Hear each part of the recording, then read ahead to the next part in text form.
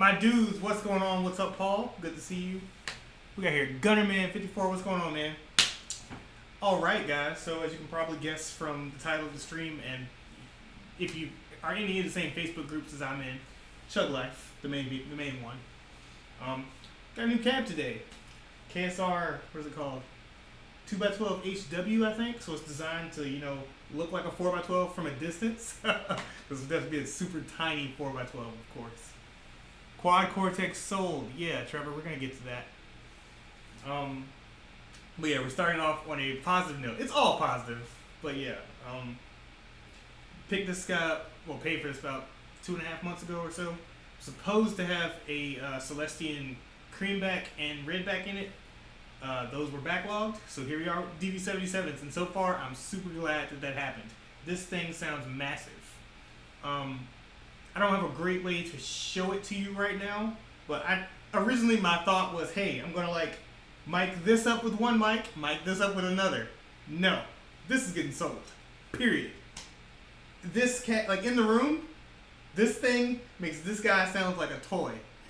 And I've been using this for the longest, and it's been sounding, I got great sounds out of this cab. But this is the DV77s in this cab just sound absolutely freaking huge. I'm a believer. They're some of my good friends' favorite speakers, and now I totally understand why.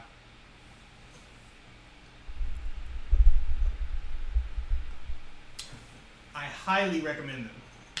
I'm looking forward to messing around with some different amps running through them. For right now, we're primarily using the Dover DA20, which y'all know to be a very bright amp.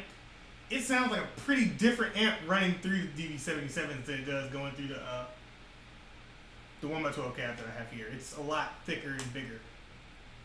Yeah, this is a 2x12. Speaker here, speaker there. Yeah.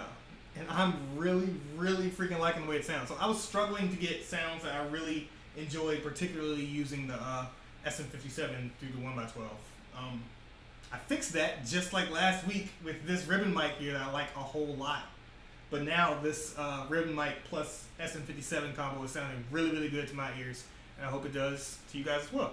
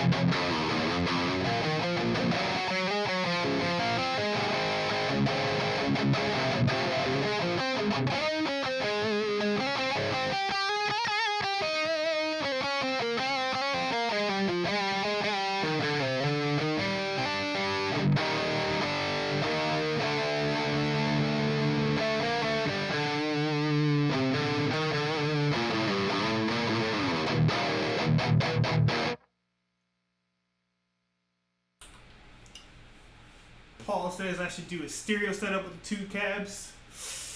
See, and that's my thing. My first thought is to do something like that, but straight up, I just think that this cab sounds significantly better than this one. I kind of want to do an experiment where I use this mic that y'all are listening to me talk through and jump back and forth between the two cabs. It's not gonna be perfect. I can do that if y'all like. If somebody wants to hear that, I'll give it a try. If one of you ask for it. What's up, Peter? Good to see you, man. But yeah, new cab day, sounding great. Alright, so, this is going to be a shorter stream today, but what I did want to talk about was the fact that, hey, yeah, I sold my Quad Cortex. It's a spot, man, it's kind of messed up. The thing I miss about it the most is just looking at it. It was so pretty. It's such a great, cool, awesome looking piece of equipment. But for me personally, it just wasn't doing anything for me that excited me anymore, Yes, I'm somewhat interested in the ability to, capture stuff and share with everyone. That's pretty much the only thing the Quad Cortex was doing for me at that point. It was all right, I can use this to capture my amps and my sounds, and you know, share them with folks, other people that have the Quad Cortex. But honestly, for me, that was it. Like, I had no great need or desire to use it for pretty much anything else. And even then, it was like, all right. So at that point, I had to hook up things, particularly in a very specific way, just so I can capture with the Quad Cortex and create those captures. And ultimately, that wasn't something that I was like super interested in doing, you know.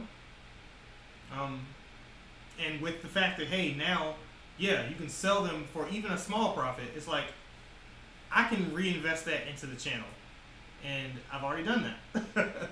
I picked up a Red 7, duality amp, and I've been looking at Red 7 for quite a while now. And I got both the amp and its matching 1x12, obviously not this one, so we ship sometime next week. But I got the amp and its matching 1x12 for less than half of what the amp costs new. So I'm like, yeah, I'll take that. And the Quad Cortex paid for it, and I got a little bit more on the back end, so that works out. Yeah, and I don't know. So at this point, I am very much a believer that pretty much every modeler that's out there can sound good. I still have the Joyo, Gem Box or whatever. Can totally sound fine. I'll probably break it out here one day just to mess with it. The Head Rush sounds great. All these products can sound totally fine.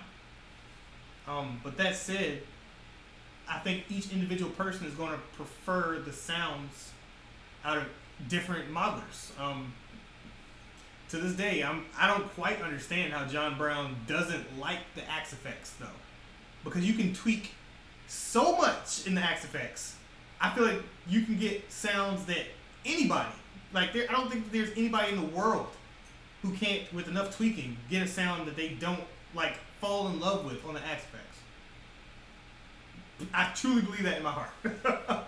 The Quad Cortex, that's just not the case. Now, there may be like captures and stuff out there that someone could totally fall in love with and stuff. But for me personally, that's not how I like to do business. So instead of tweaking to find the exact right thing that I want, with the Quad Cortex, I'd have to spend hours pouring through captures and downloading different stuff and trying different things. And honestly, the way that you have to go about downloading stuff it's not ideal, you know? Even, so I wasn't a huge fan of how the Kemper worked for some things. But what the Kemper did do well was you could just click through the rig exchange and like demo something. Like maybe you're gonna want this profile, test it. Oh, yep, want that, download to the Kemper. Quad Cortex didn't let you do stuff quite like that. That's kind of a big deal. And yeah, as I was sitting here debating whether I wanted to sell it or not, I was watching some other people's videos on it. I don't watch too many gear-based channels anymore. The main one I still watch is John Brown, and that's because, well, largely because I like to sit here and I could watch him and listen to him play on pretty much anything. I'm like, man, that is super freaking inspiring. So yeah, I like his videos and stuff. But anyway, I went back to old like Ola England videos, Fluff. I didn't go back and watch Fluff videos, but I distinctly remember him like not watching a video of his and thinking he doesn't sound blown away. And I remember Leon Todd did a video on the Quad Cortex, and he definitely was not blown away. People are like, "Oh, he's an Axe Effects fanboy." I'm like, maybe, but the Axe Effects is really daggone good. And I think if the Quad Cortex was really daggone good, he would have said that much. He comes off as pretty genuine. It's not like he's gonna sit there. Even if Axe Effects, if Fractal works with him on stuff, as far as I'm aware, he's not like a Fractal employee or anything. The Quad Cortex, he has no desire for the Quad Cortex to fail or anything. He just said how he felt. And I was like, man, I feel the exact same way. He's sitting here tweaking the Soldano model, and you get to a point where it's like, there's nothing else I can do. You know? It just sounds like it sounds. And I wasn't a huge fan of it, unfortunately. Man, so it's definitely not what I would call as bad as the Apex preamp. But in terms of expectations and hope of something being good versus what you actually get, it's definitely currently up there with the Apex preamp for me. It just did not scratch the itches that I had in terms of a modeler. And I'm sad to say that. I think that at some point it will get there. But for right now, as I said, I really love Neuro's plugins. I think they have the best plugins on the market, personally. If I have to freaking use, I don't prefer to use plugins, but if I had to use one, it's going to be a Neuro one, because I think that they're the best sounding ones out there. And the fact that the Quad Cortex didn't ship with that, pretty much a deal breaker for me. It's like, man, it's like, I don't like these amp models that y'all are giving to me. Y'all didn't give me enough to play with on each amp model. Whereas you think about something like, my favorite Neuro plugin is the, what is it, the Natas? Yeah. And that has plenty of stuff you can change the tube. If I remember correctly, you can change what tubes are in it. You can adjust the, a bunch of stuff. There's a lot of options and stuff. But anyway, yeah, that's my Quad Cortex story for right now. Maybe one day when the prices have normalized and you're able to get them, I'll get one again and see how they are. But for right now, I just literally like to look at it. I had no great desire to use it for anything. Not to say that nobody will. And yeah, let me go ahead and put in this caveat. I totally think if you can get a Quad Cortex for a decent price, I do not recommend that people go out there and buy them for anything other than what Neuro is selling them for. If you really want one, buy it from them, save the money, and wait. That's my recommendation. But yeah, because eventually, I'm sure it will be, well, I'm not sure, but I imagine, yeah, it will be up there with the Axe-Fx and the Helix and all that sort of stuff. Personally, right now, I don't think it's anywhere near. I do think it can kind of compete with the Kemper in some ways, but of course in some ways it 100% cannot compete with the Kemper. Largely because the Kemper is older and it has this large user base. And one of the things that Tone Wars brought up today, and people brought this up on a Facebook post when I mentioned that I sold it, is that Neuro needs to have a marketplace where people can sell their captures. And okay, so here, pure honesty and openness here. I'm big on honesty. Would I have kept the Quad Cortex if there was a paid marketplace right now? Maybe. I don't know if I would have, possibly. But that's the thing. At that point, I would have been keeping it for the ability to capture and sell my freaking captures and for its potential. Not because I'd be getting any great use out of it myself at the moment, you know? And that's not a huge deal to me right now, you know? I do most of this stuff for fun and because I enjoy, you know, the friendships and the connections that I've made through, you know, doing this. The idea of keeping a product like that just to create stuff to sell, it doesn't sit right with me. So I don't really personally like the argument, oh, if they had a paid marketplace, it would be doing better, it would be more hype, there would be more captures and stuff to play with. And that's me talking to someone who I know I'm not ever going to buy somebody else's freaking captures or packs unless it's to support a friend or something. But for me, the whole, I gotta play with 1,000 captures or profiles until I find the right one for me, I don't like that. I need to be able to tweak. And I will say the Quad Cortex is better at letting you tweak captures than the Kemper is at letting you tweak profiles. But still, for me, I just rather have the model itself than deal with captures and profiles. And that's just a personal preference thing. After spending a few months using the QC, was there anything specific that didn't sound too great? The amp models themselves, that's from Trevor Escherluck? Not sure. But yeah, the amp models themselves, like, and that's kind of a weird blanket statement to make, but I put it like this. On the Axe-Fx, for instance, I did this just the other day on one of my last streams. Someone mentioned that they really like the, I want to say the Diesel Herbert model. The Diesel Herbert has never been an amp model or an amp that I really like that much. But through the Axe-Fx, literally just using the boosts, the overdrives, and the tweaking that's available on the amp model itself, I was able to get a sound that I really, really loved. On the Quad Cortex, I noticed, like, the Soldano model, for instance. I just don't like the Soldano model that it has. It doesn't sound quite right to me. And it's like a few little things that I would need to tweak, but I don't have the ability. I can't get to them. It's like, this is what it is. If you don't like this sound, you really need to switch to a different model. And that can be fine for some people. Some people are going to prefer that. Not me personally. I want to be able to take that amp model and bend it to my will and make it sound how I want it to sound. Whether at the end of the day, does that sound like any actual Soldano that's in the world? Maybe, maybe not. But it sounds how I want it to sound, you know?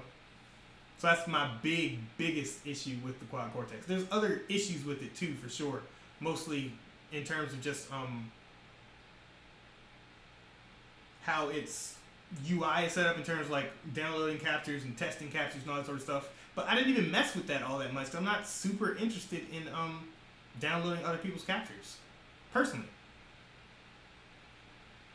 And that has to do a lot with, like, yeah, I have the amps and stuff that I want for right now. Now, there were some amps captures that I was interested in checking out, but I was just turned off by the Quad Cortex enough that I wasn't motivated enough to go try and do them, to go try and download those captures. How do you feel about Helix? Helix is great. Helix was the first, Line 6 and Helix were the first like modelers that I really messed with and got competent with. I still have HX Stomp in there. I used to have a Line 6 Helix LT. I sold that to downsize to Stomp because most of my patches is literally overdrive, gate, amp, cab, or whatever if I'm using it direct. I have an IR there. Helix is great. It's not nearly as tweakable as the Axe FX is, but it's still a lot more tweakable than the Quad Cortex is, which that kind of explains how I feel about this whole thing. It's like, in terms of tweakability, the Quad Cortex is off screen. Helix is like right here, and then the fractal stuff is way over here. It's a stupid amount of customization that's available in the fractal products. Well, let me speak to what I know. The Axe FX 3 is what I have in particular. I believe the FM3 and the FM9, FM10, whatever it is, that new one, I believe they have the same like amp models and stuff, but your signal chain can't be quite as crazy as it can in the Axe FX 3. Somebody correct me if I'm wrong there. But if that's the case, yeah, something like the FM3 would be totally perfect. I would be totally fine with an FM3 if you can tweak each of the models just as much as you can in the Axe FX 3. You'll get another QC, mark my words. One day you'll have another. Remember, it's in its infancy, created by the best plug-in company going. Fluff is a Helix guy and Leon is a fractal all the way. It's totally possible. Particularly if they get to the point where they're selling at a normal. See, that's the thing. Now, if I do go back and buy a Quad Cortex, they're selling them for more now than they were when I originally bought it. So right now, it's like, yeah, I may get a Quad Cortex at some point, but I don't think it's going to be anytime soon, personally. Now, if they get to the point where, I don't know, I'm going to need to hear somebody else's opinion, and I'm going to continue to watch the product for sure, but I don't personally know when I'm going to pick one of those up. I would like to. I think it's beautiful. I miss, its spot is sitting here like, man, that was such a nice looking piece of gear. Do you feel the DV77s make your KSR sound darker than when you're using V30s? I know that it will. So, like I said, my Artemis is down a tube right now. Sad boys. But I think the tube replacements are supposed to get here Tuesday. And I'm super excited to try it through this cab. Because, like I said, just running I've only tried my DA20 and my Leviathan through both of these cabs, like jumping back and forth between the cabs so far, and they sound totally different. I've had multiple cabs in one space before. They've both been 2x12s, but they had different speakers and everything. This is a much bigger difference between the difference that was between this cab and my Mission 2x12 that I had. It's almost a night and day difference. It's really significant how much different that this makes my amp sound. And I'm really liking it so far. I can't wait to run the Artemis through this because I feel like, man, I may not have. It's probably going to be a lot like getting to know the Artemis all over again. I'm very excited about that.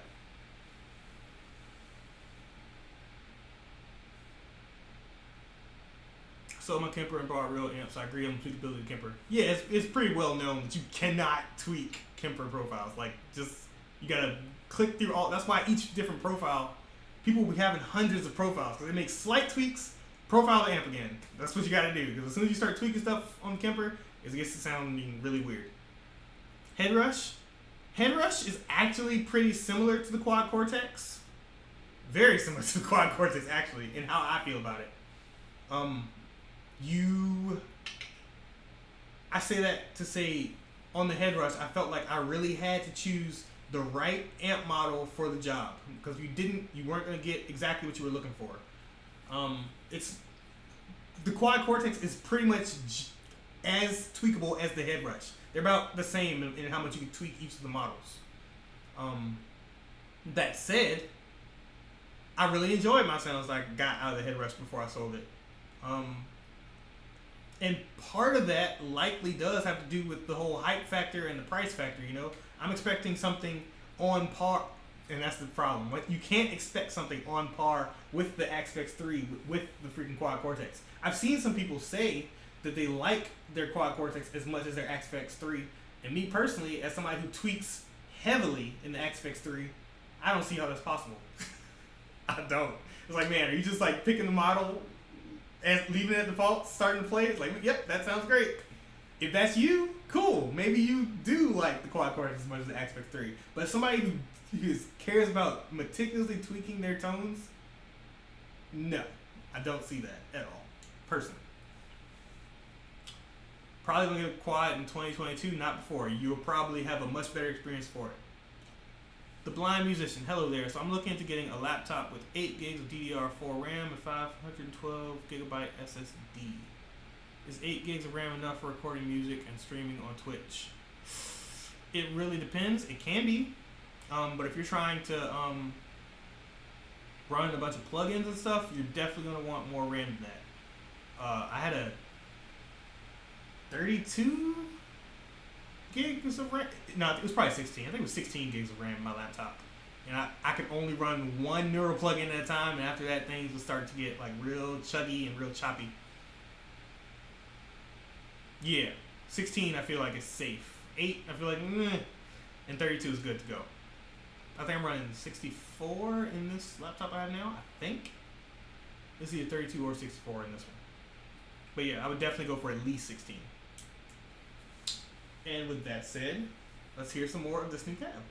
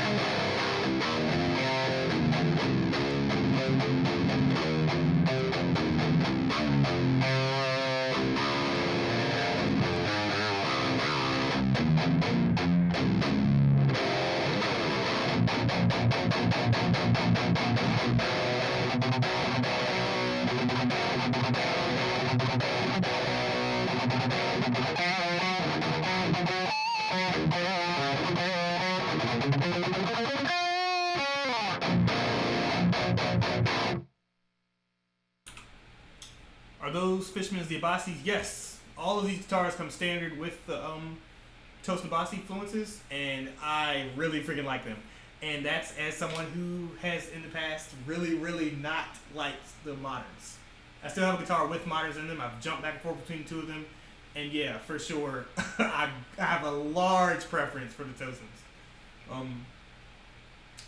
Okay, so the other day, Abassi Guitars had a sale on some B stock items, including a left-handed 8-string. I was this close to buying that freaking guitar. If my quad Cortex had already sold and I didn't pick up the amp that I just told y'all about, I almost definitely would have bought that guitar. I really freaking like these, and I like really want to get a hold of Tosin or that company and be like, hey, can I get I want the best 8-string ride that you got. I want to customize the 8-string or something. Like, I want a high tier one, because there's definitely a couple of things about this guitar that I'm not in love with yet. Like I said, I'm gonna do a full review on the guitar, but no, I can't even say I'm not in love with it. I'm fully in love with this guitar, but there's a couple features that I would like to see, particularly on this guitar. I wish that it had luminous side dots, because I can pretty much never gig with this guitar because it doesn't have them. That is so freaking important. I played on a Jackson with the Bosses last night, and I'm 2 seconds away from picking up a set. They're really good. Honestly, what kind do you need? I'm considering selling the ones that are in my Schecter and just popping something else back in there. I don't need 2 guitars with these in them, particularly when I think this one sounds better, but I think that's to do with the guitar and the setup on that guitar. Yeah, but anyway. I need active. No, well, yeah, they're all active. The question is, it's another 7-string set. I don't know if that's what you needed. But yeah.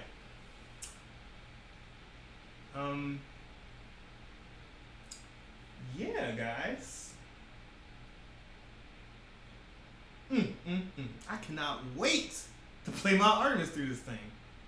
I really wish those tubes that got here a little earlier than today. But it's going to be alright. It's going to be okay. But yeah, like I said, I've been like playing this guitar non-stop since I got it. It's kind of crazy. Like, right now, the only guitars I'm 100% entirely happy with are this one and my Skirvison. And I need to figure out a way to fix that. I'm not sure what I'm going to do about that quite yet. It may just be, it's super funny. Like, sometimes you really just need to change your strings and you didn't realize it. And it's like, oh, there we go. I love this guitar again. We'll see. I'm still debating on what my guitar collection is going to kind of settle at. Whereas amps, I'm feeling pretty good right now. I saw a lot of the Black Hats that are in my batch for this last, the custom Black Hats that just got done. A lot of those are done, but apparently mine's going to take another couple of weeks at least. My guess is going to take another month. He had ordered the headpiece for my guitar, but it didn't send it.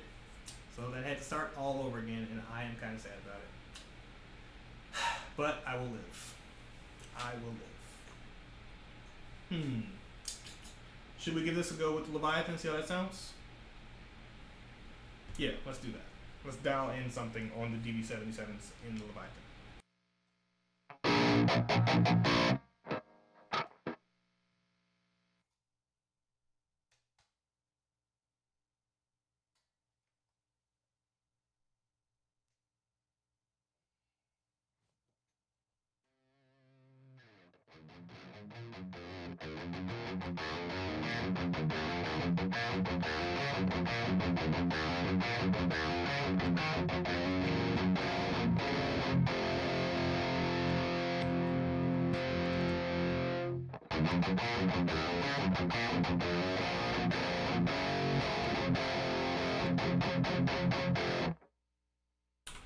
Just switched from my Pandemonium Overdrive over to the Savage Drive for this amp.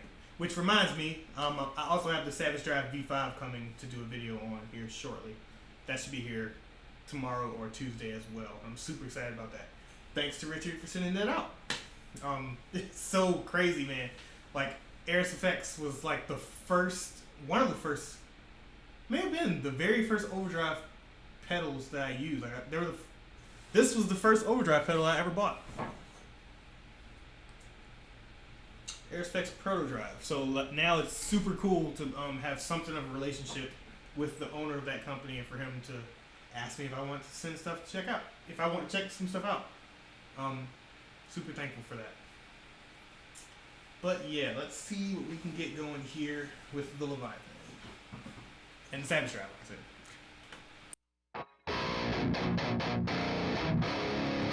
said.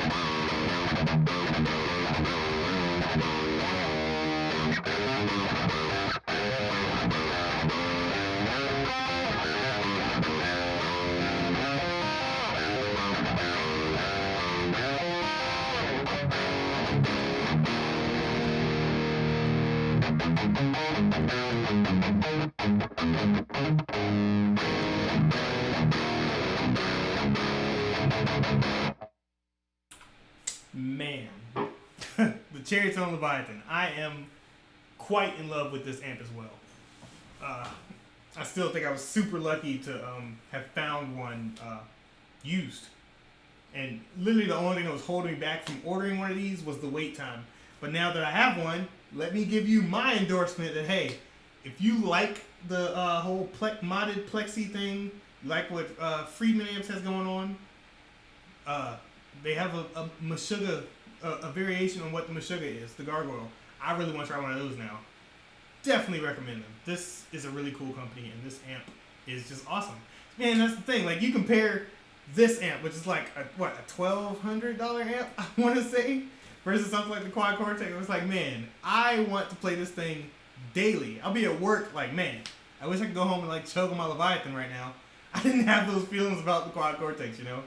It's like, oh man, I want to go home and build a Quad Cortex patch. No. And it's pretty sad. Do I feel that way with the Aspects? Sometimes. It's like, man, I really want to go home and just play the Aspects. Speaking of, I wonder... No, can't do that.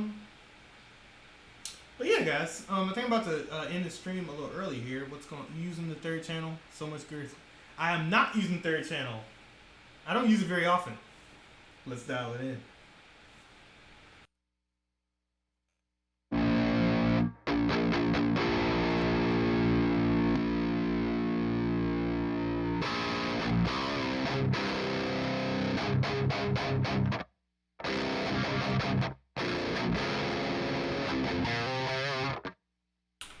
Corvo the Exterminator, you seem to be enjoying the Lorada quite a bit. Good for you. Thank you so much, man. Yes, I am. And it's so funny. Like, my expectations were not super high for this thing. But it's a great guitar. It suits me very well. And this, like, slightly thinner string spacing it gets kind of addictive. Like, I'm noticing so many riffs that I play that are a lot easier to play on this guitar. I'm like, Jesus, I'm going to need, if I get another custom guitar ever, I'm going to need them to say, I'm like, hey, can you do a slightly smaller string spacing? Is that a thing that you can do? I don't, gosh, it's so good.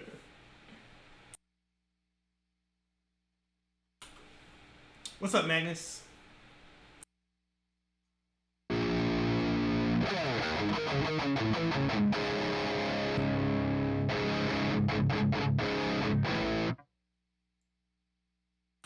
Alright, so this is straight into the third channel of Leviathan. No boosts happening here. Let's see what we can do with that.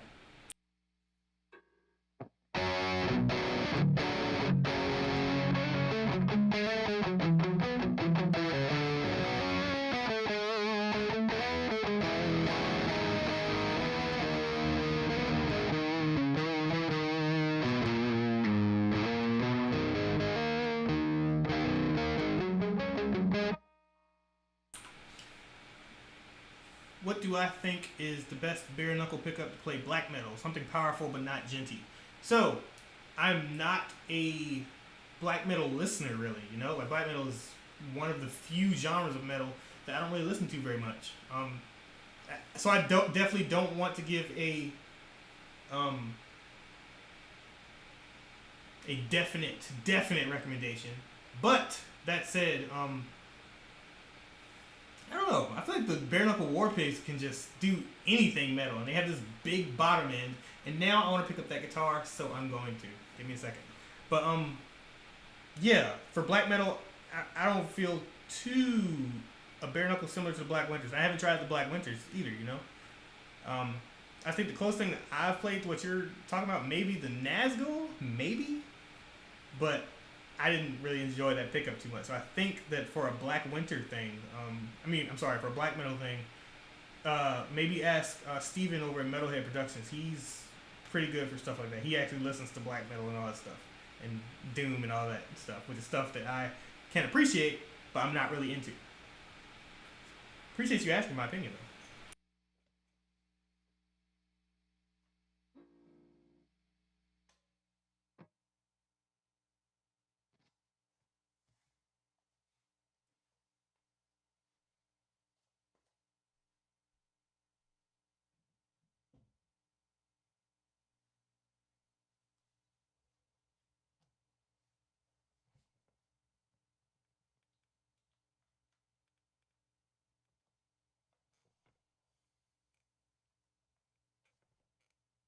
But yeah, here we have my Warpig loaded guitar, which I do feel comfortable recommending to anybody who's into death metal, thrash metal, gent, prog, pretty much everything that I do listen to.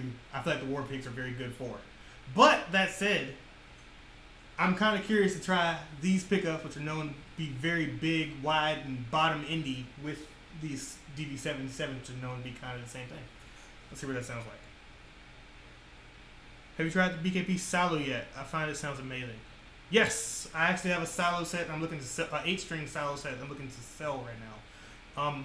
I feel like it probably can be a great pickup set, but it didn't work out very well in my Black Hat 8-string for me personally. But nothing quite has yet. Now I'm starting to think, man, I probably should have thrown 8-string Toasted Bossy sets in that guitar from the beginning. But we'll see how that guitar goes. Take care, Paul. Please play on. I will play on.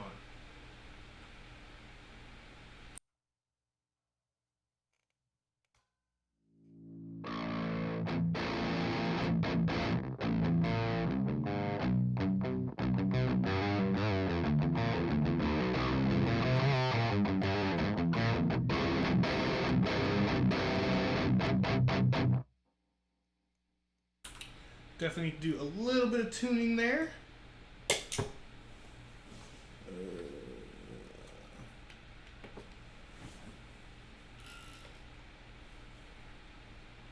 Yes, my XFX doubles as a tuner. 3 YouTube beer. 6 tattoo. Thanks. I found it randomly online. I was like, hey, I want a tattoo. That one looks cool.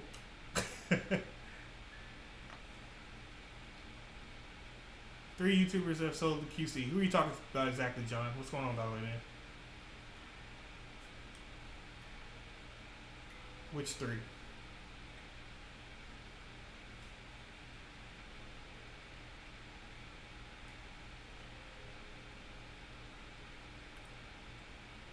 Yeah, see, Corbel, what you're saying right there is exactly my understanding about it. But I don't want to like offend anybody when I say something like that. But any genre that's like known for playing through what is it, the metal zone and all that, I'm like, does it matter?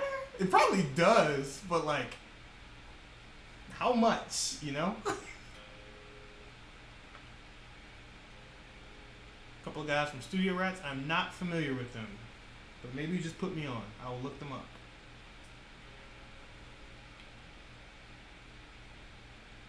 But yeah, Quad Cortex, I don't think it's bad. I do think that it is somewhat niche, kind of in the same way the Kemper is somewhat niche. Meaning that, yeah, if you want to primarily just focus on captures with the Quad Cortex, that can totally be a viable thing. I said from the beginning, my opinion never changed on that. Yeah, I think this is great competition to the Kemper. I don't think it's anywhere near great competition for the X-Fex, personally.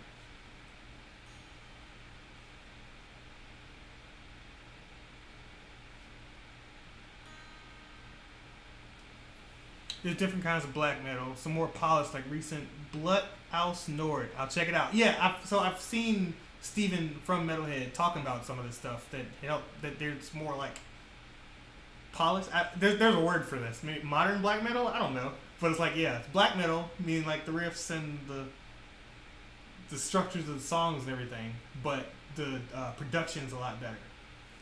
If you have recommendations for me to check out, please feel free to drop them in the chat. Maybe you'll spark something new for me. Brightness, definition, and chords while retaining a good punch on low power chords. War Pigs. Go for it. Do you get along with the 0 fret on that guitar better than regular nut system? I don't think about it, so that's a good thing. Yes, I do get along with. Like I said, this guitar and my Abachi right now are the ones that I feel happiest with without putting much work into them, you know?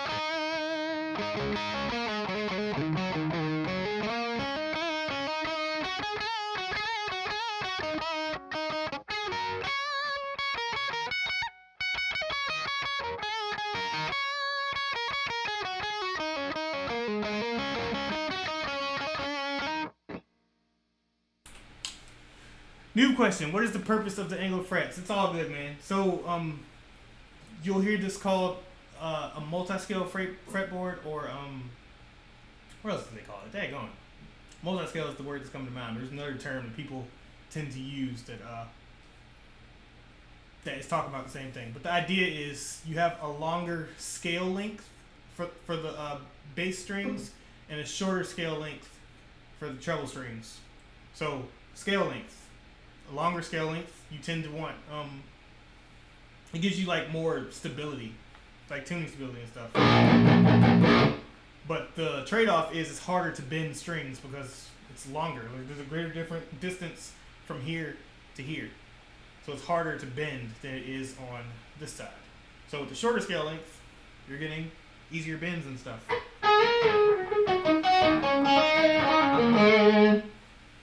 Fan frets. Why couldn't I think of that? But yeah. Yeah, some people will find them difficult to play on. Me, I don't even notice it. Even on my Agile 8-string back here that has a really, really wide fan, it takes me like 2 seconds. It's like, oh, okay, this works.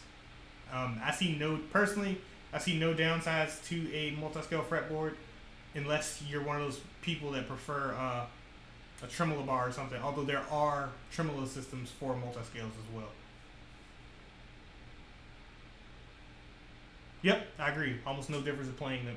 There definitely can be at the most extreme of fans, but personally I find it pretty easy to get used to.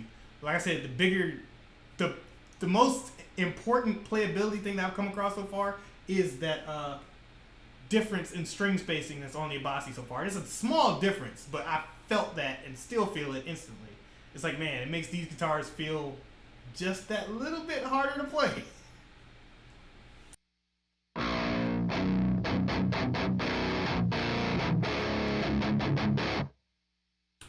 Turn back on in overdrive here. Let's go with the Duality DAE, Duality DX by DAE.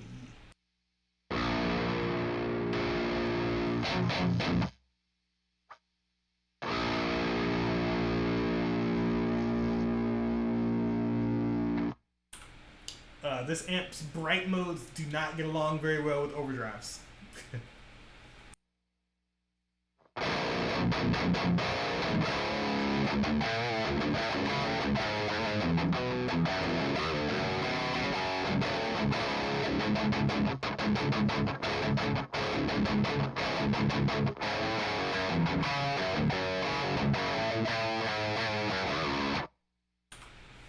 Yes, do not be scared of fan frets. Have I tried an Ormsby? I have not. It's hard to get a hold of anything just to try for a left-handed person, particularly those custom shop things. I would totally like to try it in Ormsby. If Ormsby wants to send me a guitar to try, please feel free. That's probably not going to happen. But if I ever see one pop up on Reverb for a decent price and it's at least 7 strings, I'd probably pick it up.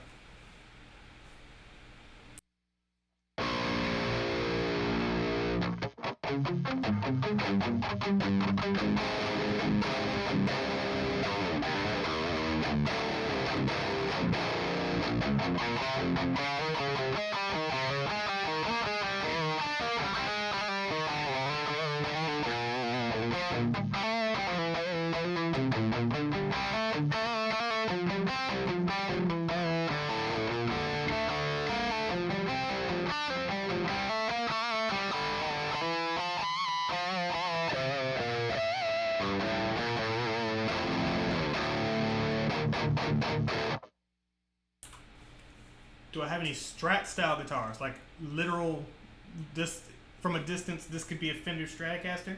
Not anymore, I don't. But those were the first types of guitars that I owned. My first guitar was a Washburn Lion, but it was a right-handed guitar that I just flipped the strings on. And then shortly after that, I got some other cheap Strat lookalike that was actually left-handed. That was the first guitar I played on for maybe about 2 years. My grandfather bought me that. I don't own any of those guitars anymore. My favorite guitar that I've ever played is probably, I have to say this one for right now, but that Abasi is definitely catching up. Overall, definitely this guitar. Playability wise, I think the Abasi is actually a little bit above this guy.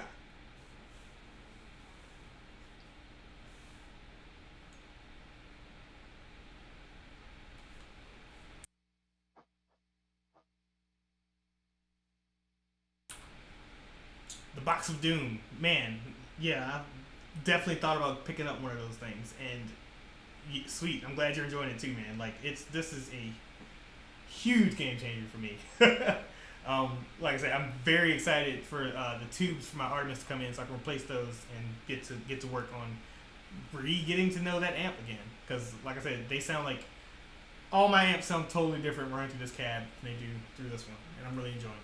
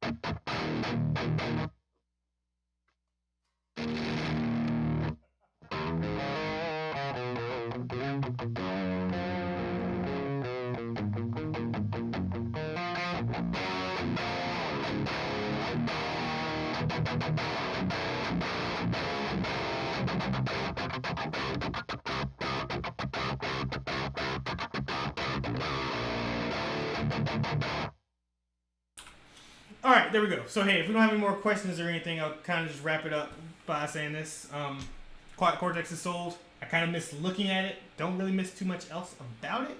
The fact that I could sell it for a minor profit and reinvest that into the channel, it just made sense. Like I said, I only used it. I didn't use it. For me, I wanted to use it to capture my amps and share those with people for free. But yeah, it stopped being super fun for me to use for whatever reason. Yeah, sold that. Picked up a Red 7 Duality amp. It's a Duality 50 plus the 1x12, the matching 1x12 cab. That should be coming in sometime this upcoming week. I got a pretty good price on that, so hopefully I can sell it back for at least for what I picked up for it, or keep it. We'll see how that goes. Airsphex is sending me the Savage Drive V5. That should be here either tomorrow or Tuesday.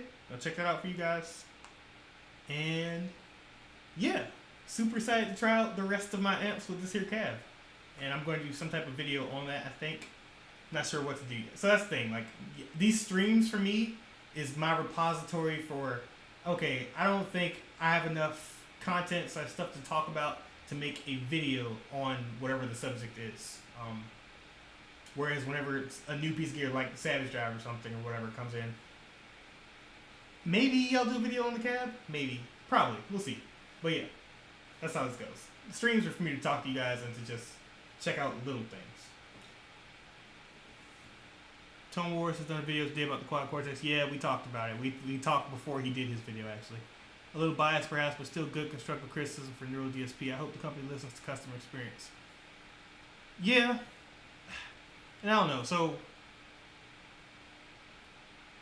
I don't know. I'm not going to talk on the bias piece. But yeah, it's pretty much everything he said was definitely valid. I don't agree with all of what he said, but a large portion of it, yep. I pretty much already covered earlier in this stream the one piece I disagree about, and it was about the paid marketplace for captures. Now, for those guys that like want to keep a bunch of amps and profile them and stuff, yeah, it's a huge deal, and I'm sure there's some people who would really appreciate the very well made captures of very nice amps and everything. But for me, it's just not a part of the calculus of why I sold it. Megadeth is using the Quad Cortex on tour, surprisingly. At least Kiko is. It's not all that surprising. I would bet that this is a guess, I would bet there's some type of money involved here. That looks a lot like an endorsement, you know? If not, you know, actual money. Like, hey, now you're a Neural DSP artist. We're going to post your stuff everywhere and all that. You know, we'll probably never know the actual extent of how deep those rabbit holes go. And again, I don't think the Quad Cortex sounds terrible. Rabia did, he just performed live at a pretty big venue with the Quad Cortex. It can definitely sound fine. It can sound great. I just don't think that it's anything you can do with it. I think definitely be better done with Aspects. Personally, I think a lot of what you can do with it can be better done with the Helix stuff. Take care, Optum. I didn't find the video bias. I sold my Quad Cortex 2 days after I bought it and got a good profit for it. It's a Me Too product and they released it way too soon.